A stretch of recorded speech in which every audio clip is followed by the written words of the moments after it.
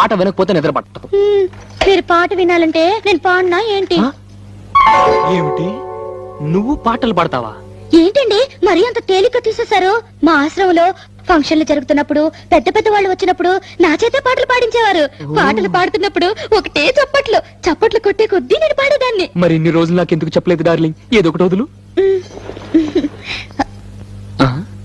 తలుపులు ముయ్యండి. ఏ ఎవరిని వింటారనా? కాదండి, నా పాట మీరు తప్ప మీరు ఎవ్వరూ వినకూడదు. నా పాట మీకే అంకితం. ఓ ఏం కొట్టేవి నచ్చలక. వస్తానుండు, నీ పాట నాకే అంకితం. ఓకే, ఏది పాడు.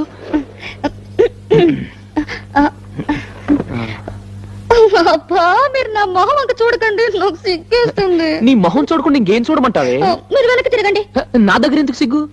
మీరు వెనక్కి తిరుగుతాను, నా పాడతాను. ఓకే ఓకే ఓకే, నా వీపు చూసి పాడు. ఆహా.